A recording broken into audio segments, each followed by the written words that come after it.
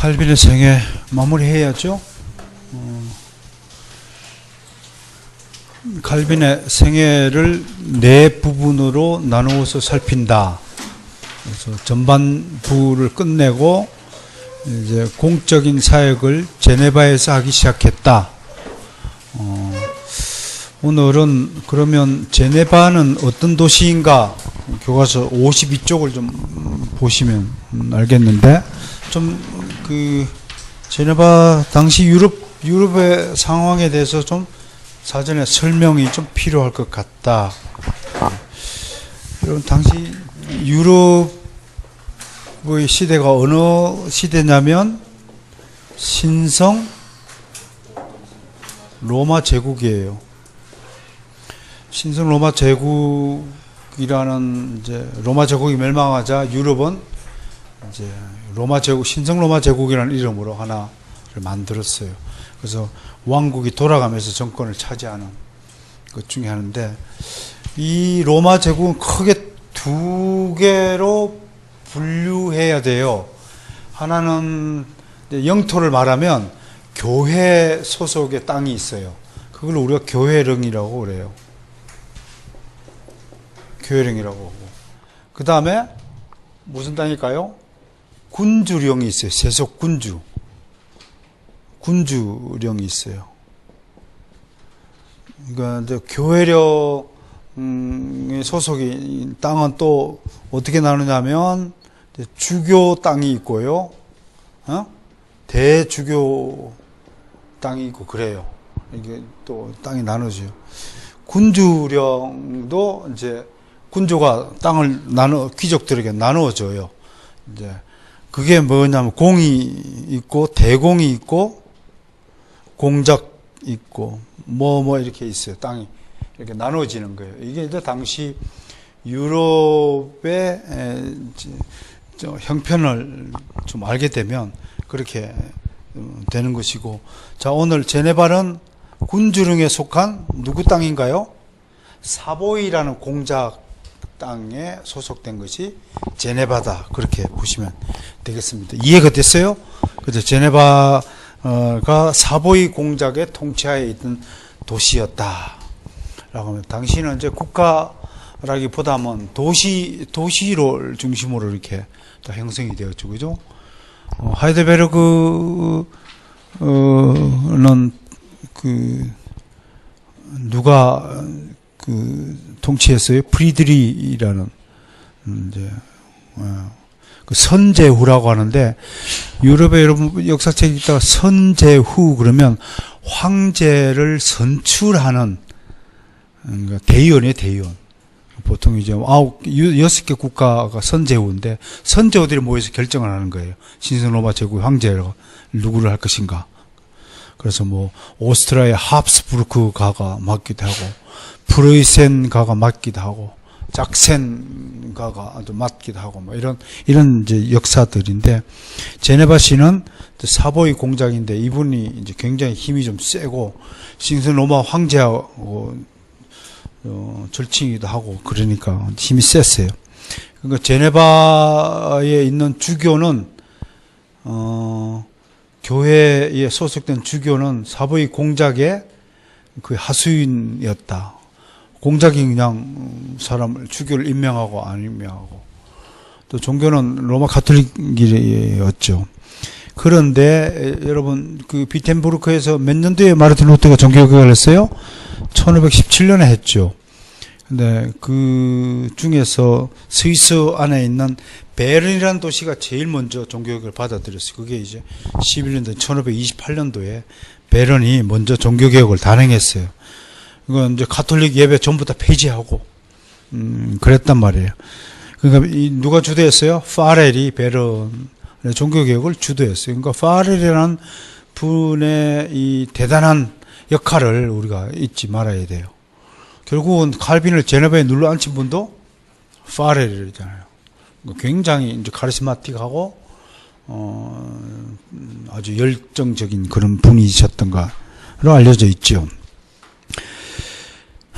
그리고 파렐은 이어서 베른에 이어서 바젤을 또 종교개혁화시키기 위해서 활동을 하는데 바젤에서 추방당해요. 벽에 부딪혀가지고. 그러니까 이제 세 번째 파렐 종교개혁가가 염두에 뒀던 도시가 어딘가요? 제네바였다고요. 근데 제네바는 사보이 공작의 강력한 이제 동솔 안에 있는 도시니까 사보이 공작 눈밖에 나는 이런 굉장히 위험한 일이었죠. 그런데 베른이 제네바시를 도왔어요. 왜냐하면 그 파렐 목사님이 중간에 다리역하고 야 제네바를 좀 도와줘. 그리고 베른이 군대를 파견해가지고 사보이 공작 군대를 물리치고 제네바를 가톨릭 손에서 해방시키는 그런 역사가 있단 말이에요. 그래서 제네바시에 대해서 이런 배경적인 지식을 좀 알면 좋겠다. 그래 1536년에 그러니까 베른이 1528년이죠. 8년 뒤에 제네바를 해방시켰어요. 여러분 우리가 지금 글을 읽고 있는 이것 중에서 가톨릭 교회의 손에서 해방되었다는 것이 무슨 뜻인지 알아야 돼요. 완전히 죽음에서 탈출한 거예요. 아까 오전에도 잠깐 내가 광고 시간에 그랬지만 가톨릭은 어떻게 볼 것인가? 가톨릭은 이교입니다. 이교. 우리 기독교가 아닙니다. 내가 이렇게 얘기하면 그거 좀 너무 심한 소리 아닙니까? 이렇게 말하지만 뭐 가톨릭과 하나가 됐으면 좋겠다. 그렇게 뭐 의견을 가진 사람도 있지만 어쩌면 불교보다도 더 하나가 되기 힘든 단체가 가톨릭이 아닌가 생각해요. 제일 배신자가 누구한테 있나요? 가까운 사람이 배신하잖아요. 제일 적군이 누구냐면 나랑 많이 닮은 사람이 적군이야. 진짜로. 그래서 자식이 왼수인 거야. 자식이 나를 닮았거든. 나 닮은 사람이 나를 괴롭히는 거야. 가톨릭이 우리 기독교를 많이 닮았지만 닮았다고 하여서 아무튼 닮았지만 우리랑 전혀 다른 존재다. 그렇게 봐야 된다는 것 좀 설명을 합니다. 그렇다고 뭐 미워하라고 내가 그렇게 말하는 건 아닙니다. 불쌍히 여기시고. 자, 1538년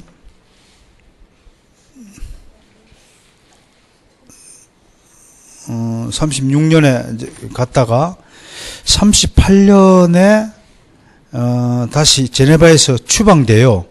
왜냐하면 그 52쪽에 보면 1530년 2월 3일에 의회 선거가 있었는데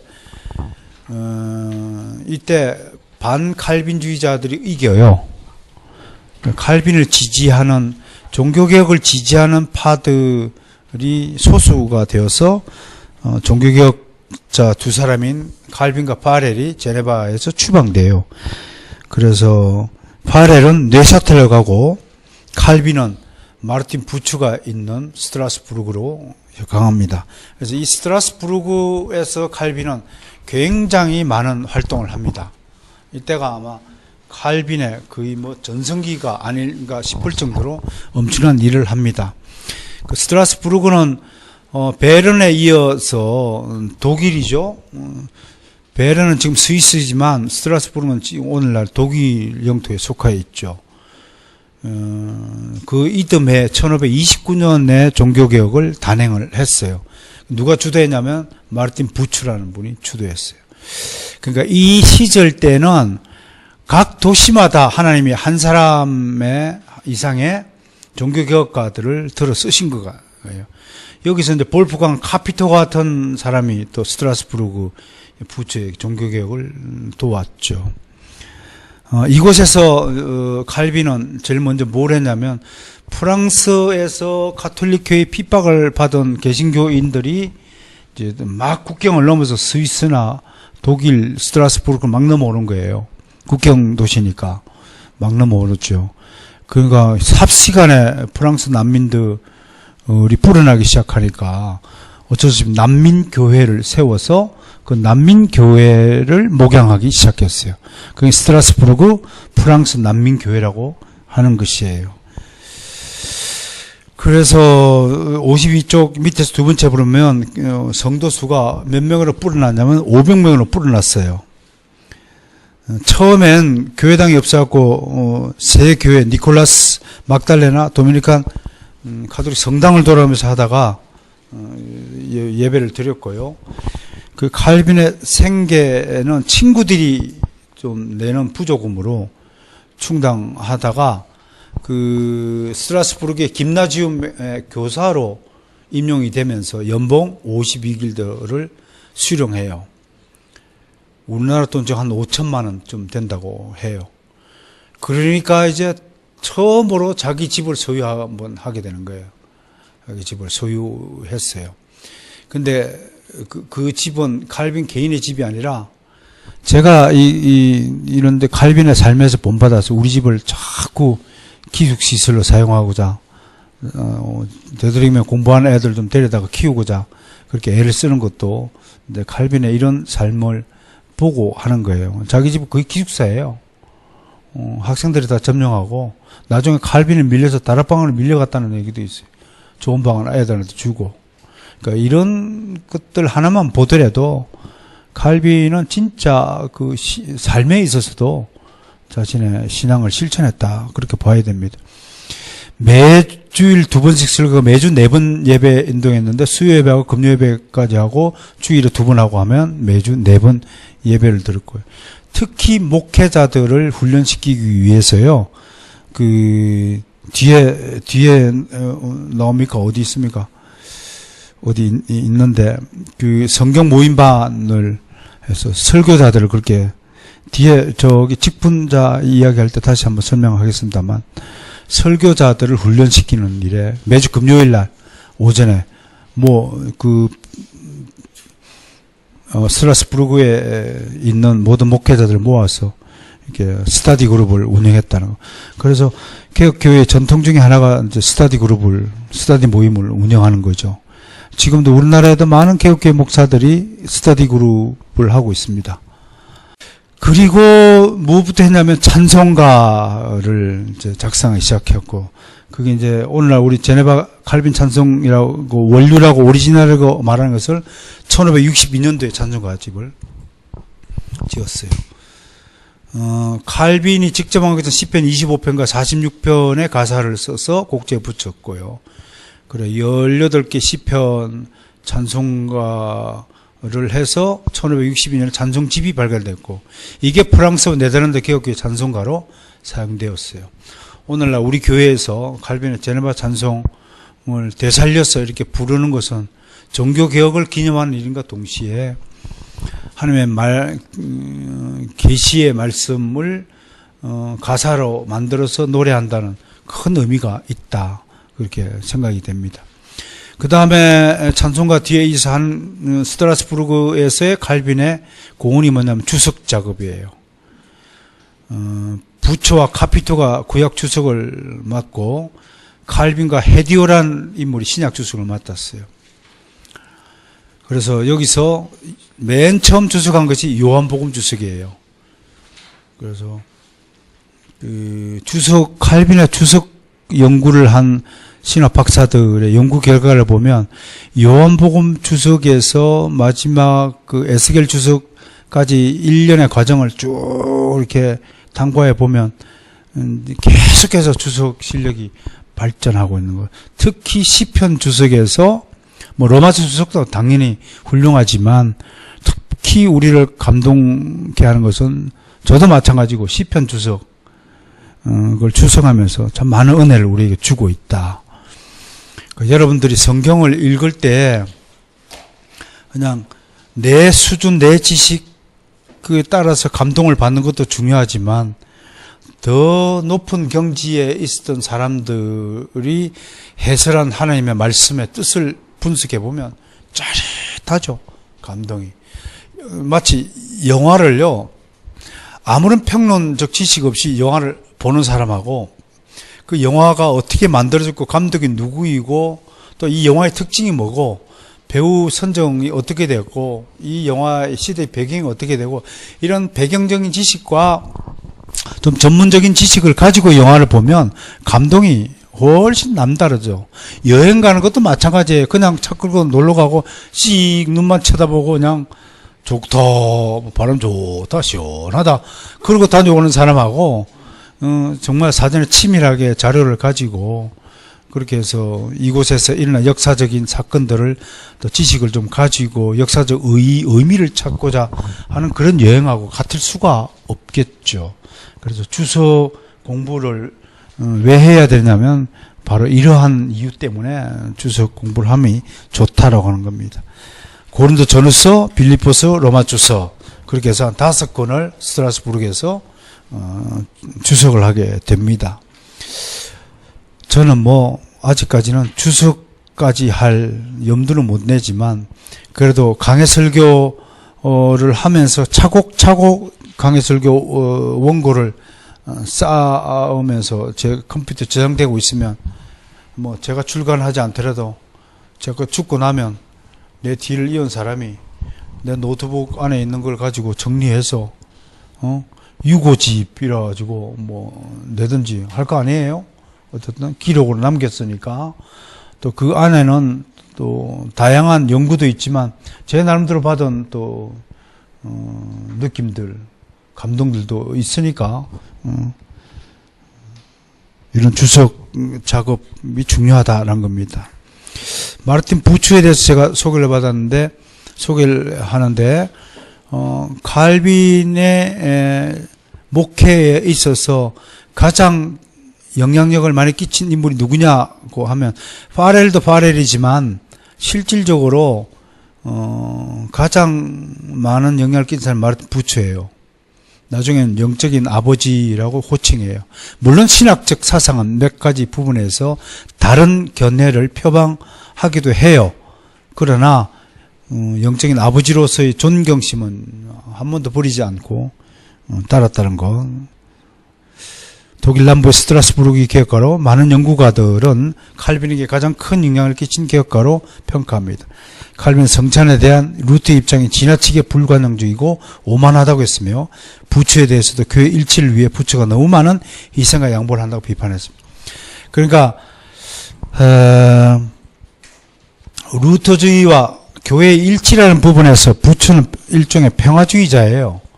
그렇다면 칼빈주의는 그렇다고 칼빈이 평화주의자가 아니냐? 그렇게 말하면 안 되죠. 다만 좀 엄격한 기준을 설정하여서 평화를 논했던 것이죠.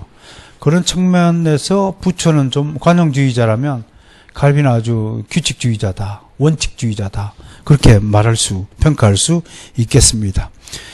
자, 1539년 30살 때 로마서 주석을 헌사했고요. 1539년부터 기독교 강요 초판을 증보하기 시작했어요. 여러분, 기독교 강요가 초판이 1535년에 원고를 탈고했는데요. 그게 인쇄물로 나온 것은 이듬해 1536년이에요. 그러면 기독교 강요가 어떻게 해서 그렇게 삽시간에 퍼졌느냐고 하면 기독교 강요 몇 번 썼죠? 5번 정보했죠. 그죠? 그 5건만 있는 게 아니라 칼빈은 자신의 조국인 프랑스를 종교개혁시키는 것을 대해서 항상 염두에 두었어요. 그래서 초판에 대해서는 불어판을 만들지 못했지만 나머지 2, 3, 4판은요. 쓰자마자 그 1년 안에 불어판을 자기가 직접 써가지고 다시 인쇄해요. 그래서 이 칼빈의 기독교 강요는 사실은 프랑스에서 제일 먼저 불꽃이 일어났다고 봐야 되는 거예요. 그런 차원에서 불어판 4권하고 해서 총 9권의 기독교 강요가 출판이 되었다는 거 우리가 좀 알 수가 있을 것입니다. 소책자 우리 주 예수 그리스도의 성찬 소고를 지팡했고 부처의 소개로 독일에 누구를 만났냐면 멜랑이톤이에요. 이분이 누군가요? 종교학가 마르틴 루터의 제자이자 친구이자 제자예요. 제자. 이 파들을 비텐부르크 학파라고 그래요. 이게 루터파인데요.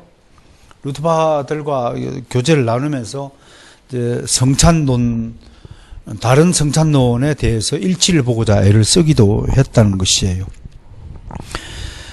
그 다음에 31살 때에 8월 말에 이들레트 더 비로와 결혼을 했습니다. 당시로서는 굉장히 늦은 나이죠. 노총각이죠. 보통 23세면 다 결혼하던 그 시절에 31세 때 결혼했다는 것은 굉장히 늦은 나이에 결혼을 했습니다. 아마 많은 학자들은 칼빈이 너무 건강하지 못했기 때문에 아예 칼빈 스스로도 자기가 결혼하는 것을 포기한 것이 아닌가. 만성질환, 불치병을 가지고 산 사람이고, 혹자는 간질병까지 있었다라고 얘기도 하는데, 그 관절병 걸린 남자하고 결혼할 여자는 그 없을 거예요, 그죠? 보통 그걸 천재병이라고 그래요.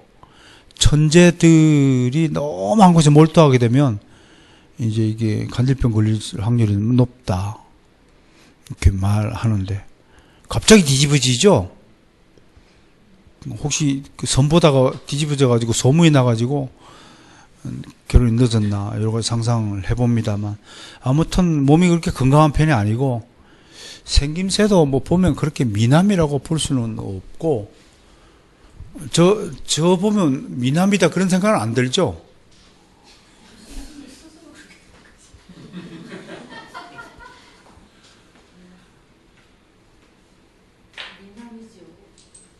칼빈이요?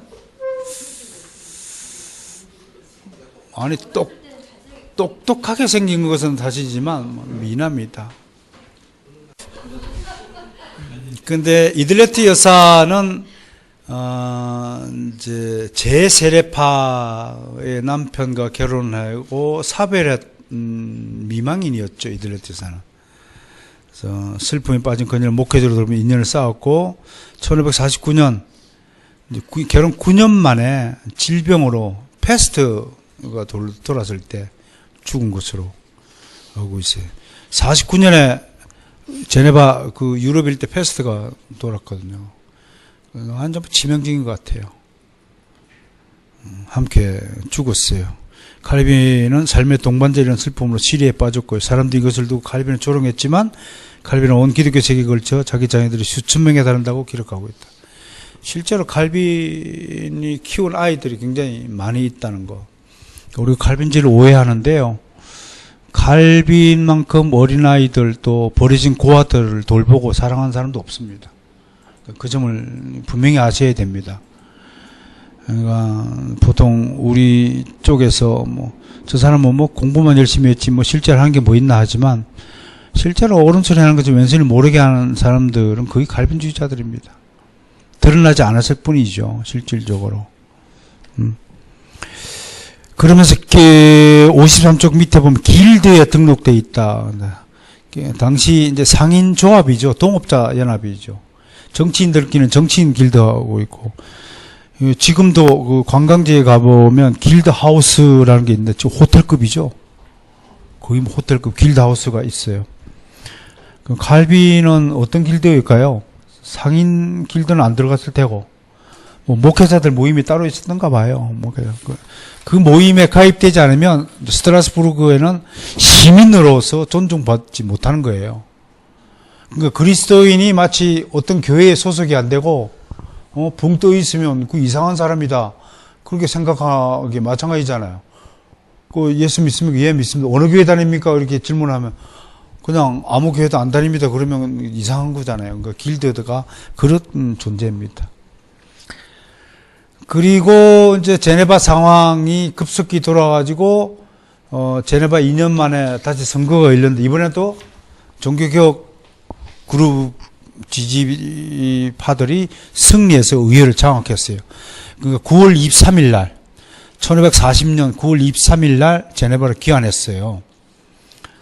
이때에 스트라스부르크 시민들의 그 환송식 그 장면이 역사에 기록되어 있는데 참 아름다워요. 우리도 이제 사역을 하다가 이렇게 떠나가면, 교회 잠깐 들렸다가 한두 주 다니다가 다른 교회로 옮긴 사람은 환송할 대상도 아니지만, 우리 교회에 또 사역을 하고, 또 제가 또 떠날 수도 있으니까, 떠날 때는 반드시 이렇게 환송식을, 여기 봐요. 못내 아쉬워하면서 환송식을 해달라. 이런 말씀을 꼭 부탁을 드립니다. 말로는 참 아쉽습니다. 그렇게 표현해야지. 잘 가시오. 잘 가라, 잘 가시오. 그러면 아주 많이 섭섭하겠죠? 자, 여기 이제 돌아와서, 이제 칼빈이 마지막 제네바 2차 생활 돌아와서 몇 년도에 돌아왔다고요? 40년부터 몇 년에 돌아가세요? 64년. 지금부터 이제 24년 동안, 제네바에서 진짜 본격적인 사역을 하는 거예요. 그동안에 갈고 닦았던, 배우고 익혔던 것들을 제네바 교회를 위해서, 하나님의 도성인 제네바시를 위해서 모든 역량을 다 쏟아 붓는 것이에요. 자, 제일 처음에 10월 13일 날, 9월 13일 날 되어 있는데요. 32세 때, 1541년. 10월 13일 날, 칼빈은 시의회로부터 교회 문제를 다룰 위원회 구성 권한을 위임받았다. 그래서 이때에 이 사직분 제도는 누구 거냐면 마르틴 부처의 신학에서 배운 거예요. 나중에는 목사, 장로, 집사, 교사, 목사와 교사를 합쳐서 목사라고 하고 했지만, 교회 직분을 이렇게 제도화 시켰어요. 왜 했느냐? 로마 가톨릭 교회가 이 성경에 게시된 장로 직분과 집사 직분을 없애버리고 7단계 계급주의로 만들었기 때문에 이것을 다시 성경적으로 환원시킨 것입니다. 칼빈이. 제일 먼저 오자마자 한 것이 뭐예요? 직분부터 정비한 거예요. 그래서 이 장로교회, 성경에 나타난 장로교회의 정신을 칼빈이 되살리고자 한 것이고, 거기 두 번째 줄을 보면 설교자들은 매주 금요일 오전 7시에 강단에서 성경 용모음을 가졌죠. 그죠? 그 다음에 보세요. 교사직분 보세요. 다음으로 교사직분. 그 개혁교회는 항상 교회 주변에다가 중고등학교를 설립하는 거, 초중고등학교.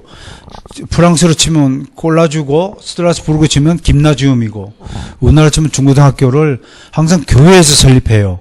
그래서 개혁교회의 성도들은 자기 자녀들을 절대로 세상 학교에 보내지 않아요. 그게 개혁교회의 특징이에요. 호주에 갔더니 실제로 그렇게 하더라고요. 그럼 교사는 누구냐? 그 교회 소속된 집사들이 반드시 교사 직분을 맡게 돼요. 교회 집사 직분이 아니면 그 교사도 될 수가 없는 것이 교육의 특징이다. 그렇게 말하고 있죠. 그 다음에 장로들은 뭘 해요? 각 신자의 생활을 감독해야 돼요. 그러니까 집사는요, 구제하고 봉사하는 데에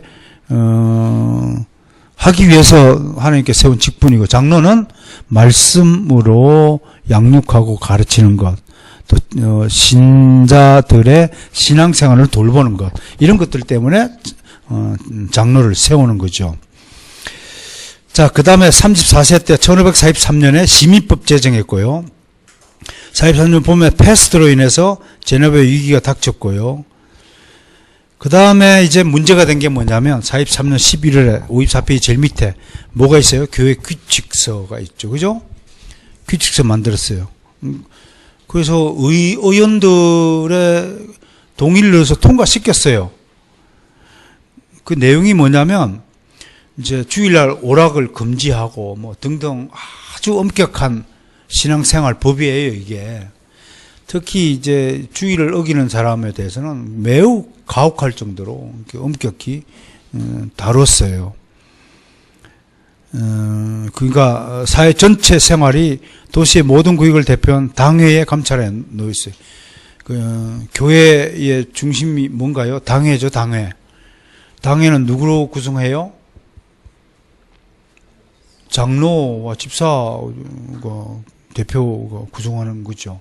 지금 장로교회는 이제 목사와 장로들로만 구성하고 있지만, 당회는 교회의 직분자들로 중심이 되어 있는 거죠. 그래서 이 당회에서 모든 걸 의논하고 해서 제네바 시민들의 전체 일반 생활까지도 다 간섭하도록 그렇게 만들었어요. 보세요. 55쪽 위에 두 번째, 교회 출석을 게을리하거나 성찬 참여를 소홀히 하면 당회에 소환되었어요. 교회 당회가 엄청난 권한을 행사하는 거예요. 특히 칼빈에 대한 모욕과 당회에 대한 반항은 엄히 다스렸어요. 칼빈의 활동력은 계속 확장됐어요. 사회생활 규정들을 작성하고 섬유산업을 도입하는 데 적극적으로 개입했고 심지어 프랑스 황제 진영의 군사적 침을 막기 위한 계획들에도 관여했습니다. 한마디로 뭔가요? 칼빈이 제네바시를 어떤 도시를 만들고자 한 건가요? 오거스틴은 신의 도성으로 만드는 거고자 한 거예요.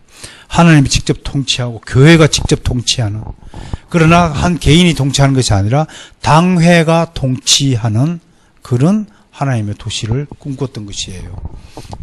그가 장로주의는 민주주의의 선구자죠. 그죠? 민주주의는 대표들이 구성된 국회를 중심으로 모든 국가를 운영하는 거잖아요. 그런 장면에서. 자, 여기에 이때부터 너무나 엄격하고 가혹한 법규 때문에 많은 반발이 일어나요. 그 첫 번째가 세바스티앙 카스텔리예요. 뭐 하는 사람인가요? 학교 교장이에요. 그는 아가스의 정경성과 칼빈의 교리에 대해 이의를 제기하며 도전했어요. 그리스도의 지옥 강화에 대한 칼빈의 견해에 동의할 수 없다며 토론을 요청했어요. 그는 교장직을 버리고 내가 그래 목사가 돼서 설교하겠다. 그러니까 목사를 거부당했어요. 그 다음에 1546년에 피에르 아모 사건. 나중에 이 아내가 그 주일날 사교 춤추는 날하고 당에 소환되는데 거부해요. 그리고 제명당하고 이런 일들이 하고요. 또 아모가 이혼하고자 하는 신청하는 것도 불허하고 그래서 반감을 사고. 그 다음에 1547년에 귀족들이 반발을 했어요. 그들은 칼빈과 설교자들의 대항에 연합했어요. 당회가 권력을 남용한다며 복종을 거부했어요. 항상 역사 가운데 이렇게 거부자들이 나타나죠. 칼빈은 도시의 자유를 파괴하는 침입자다 비난했어요. 우리의 자유를 가로막지 말라. 항상 이거죠. 내 맘대로 신앙생활을 하고 싶어하는 것이 타락한 인간의 본능이잖아요. 대표적으로 파브르 가문이 이런 정을 지휘했고요. 그들은 당의 소환청 무시했고 설교자가 마음에 들지 않는다고 예배를 방해했고 당에 출석해도 오만하고 거만하게 질문을 무시했어요. 그들은 공식적인 춤 금지를 지키지 않았고 주사위 놀이와 다른 금지된 게임들을 무시하고 즐겼어요. 아무튼 뭐예요? 오락하고 싶은데 놀고 싶은데 마음대로 못 놀게 하니까 놀게 해달라. 나에게 자유를. 주일날 예배를 드린다 안 하던 우리 신자들 개인의 자유지 그걸 왜 교회가 결정하느냐 뭐 이런 것이죠. 그 다음에 1947년 페랭의 아내 사건, 그 다음에 보세요. 자크 그류 사건, 히로노미스 볼색 사건, 장 트롤리에 제일 알려진 사건이 뭐예요? 세르베투스 사건. 3.1체 사상을 부정하는, 정면으로 부정하는 거. 그래서 미셸 코업의 연극 사건, 친구인데요. 찾아와가지고, 야, 사도행전 가지고 연극할 테니까 좀, 극장 좀 빌려줘. 그러니까 빌려줬더니 막, 하나님은 모독하는 내용을 해가지고. 칼뱅이 이것 때문에 굉장히 의회에서 고초를 겪습니다. 당연히 친구라고 말해야 함부로 자리 내주고. 그러니까 여러분, 공과 사를 잘 구분해야 됩니다. 아무리 친하다고 그래서 한국 사람들이 가장 결정적인 나약한 게 뭐예요? 공사잖아요. 우리 한국인들이 특별히 조심해야 될 게 공과 사를 구분하는 겁니다. 특히 돈 문제, 특히 남편 성공시키려면 절대로 부인들이 나쁜 돈 만지면 안 돼요. 물론 뭐 별로 바바에 희망이 없는 남편이라고 생각이 되면 뭐 적당히 살아도 되지만 이게 공돈 없습니다. 특히 공금을 유용하는 거 조심해야 돼. 옛날에 다 검찰총장 부인들 국회 청문회장 불려와가지고 얼마나 모독을 세상에 그렇게 창피 그런 창피 어디 있어요? 공금을 가지고 그냥 닦아 써버리고 관용차를 그냥 사적인 용도로 써버리고 이게 특히 여성들에게 부족해요. 여성들 비하작은 것이 아니라 여자들이요 이 공돈과 사돈 공금과 이게 잘 구분을 안 돼요. 이건 안 돼요. 정말 조심하시기 해야 된다라고 할 것입니다. 1555년에 46회 때는요, 폐령에 폭동까지 일으켰어요. 그러니까 이게 교회 법을 지킨다는 것은 목숨을 걸어야 됩니다. 얼마나 진짜 중요한 건지 알아야 됩니다. 자, 46세부터 55세까지 위대한 사역, 마지막 10년을요, 가장 위대한 10년이라고 말해요. 그래서 제가 설립을 좀 해놨습니다. 그래서 드디어 1559년에 기독교 강요 최종판을 완성하고, 제일 59년도에 가장 위대한 일이 뭐예요? 제네바 아카데미를 설립한 거예요. 이 아카데미를 통해서 수많은 청교도들, 위건호들이 탄생한 거예요. 우리가 토요일에 하는 마스터스 아카데미를 통해서도 많은 개혁주의자들이 탄생되기를 염원합니다. 비록 시설이 좀 열악하고 위치는 괜찮은 것 같은데 우리 이제 시설 규모가 열악하다 보니까 아직까지는 좀 여러 가지 불문하지만 그래도 강좌의 내용만큼은 어느 시대에 어느 곳에 갖다 놔도 뒤떨리지 않는다는 것을 생각할 때 더욱더 열심히 기도해 주시고 참여해 주시기를 바랍니다. 그래서 이렇게 해서 칼빈의 생애를 한번 술 마감하고요. 1564년 5월 27일 저녁 8시 8일가 마지막 인사를 나누고 소천을 했습니다. 그 제자인 배자의 그 회고록에 보면 그는 온갖 질병으로 인해 몸은 완전히 쇠약했다. 노년의 안색이 매우 수척해져서 거의 살아있는 사람의 얼굴 같지 않았다. 수면 부족, 잠을 5시간 이상 잔 적이 없다고 하니까 하나님 영광을 위하여 목숨을 거신 분이에요. 이런 분들을 어떻게 하면 본받을 수 있을까요? 최소한의 식사. 이것도 저는 신발 벗은 데 못 잤잖아요. 맛있는 음식을 놓고 어떻게 참았을까? 조마조마한 긴장 상태들. 이건 저도 그런 것 같아요. 병원에 갔더니 제 담당 의사가 제발 스트레스 좀 받지 말라고. 스트레스 수치가 너무 높다고. 뭐 때문에 스트레스 할까 했더니 뭘 연구할까? 이걸 어떻게 쓸까? 이걸 어떻게 표현할까? 그런 생각이 제 머릿속에 지배적이거든요. 제가 제일 보더라도. 그래서 그런 것 같아요. 쉼 없는 노동. 이 모든 것이 그를 쪼그라들게 했다. 거의 침상의 의지의 편지들과 문구들을 받아쓰게 했다. 말년 10년은 빠지게. 그러면서 칼빈은 겸손한 사람이었다. 유명한 일화들이 참 많아요. 심지어 그 가톨릭 신부들도 나중에 칼빈을 존경해서 몰래 성경 공부하러 왔다고 해요. 그럴 정도로 겸손하고 실력이 있고 자신의 부족함에 대한 부처의 지적에 대해 안타깝게도 나의 크고 작은 결함들 가운데 내가 가장 힘들게 씨름했던 것은 성급함이었다. 그러니까 뭘 있다가 이랬다는 거예요. 뭘 있다가 아이디어가 나면 대화하다가 아이디어가 퍼뜩 이렇게 가버린대. 천재들의 특징이 지나치게 몰입하니까 내 앞에 지금 무슨 일이 일어나지 까먹어버리는 거야. 그런 것들이 칼빈의 단점이에요. 내가 어느 정도 나아진 것이 분명하지만 나는 아직 이러한 야수를 전적으로 길들이지 못했다. 자기 안에 길들여지지 않은 야수가 아직도 있다. 칼빈도 이렇게 표현했는데 우리같이 미숙한 사람들이야 얼마나 못된 야수가 도사리고 있겠습니까? 사랑하는 여러분, 기독교 강요를 출발하기 전에 이 기독교 저자를 먼저 탐색하는 것이야말로 또 기독교 강요를 이해하는데 좋은 길잡이가 되지 않을까 싶어서 2주에 걸쳐서 칼빈의 생애에 대해서 간략하게 알아보았습니다. 더 깊이 있게 들어가려면 한도 끝도 없죠. 이분이 하신 일에 대해서 좀 더 욕심이 나면 세네카 간용주서 그 내용도 프린트를 해가지고 같이 한번 읽어보면서 넘어가고 성찬에 대한 소고문도 영혼 수메렌셀에 대한 반박이라는 논문도 훌륭한데 좀 해보고 이러고 싶지만 더 차후에 또 미루기를 하고 이 정도로 우리의 칼빈 목사님이 어떻게 살았는가에 대한 기초적인 지식만 가져도 여러분들 신앙에 큰 유익이 되리라고 생각합니다.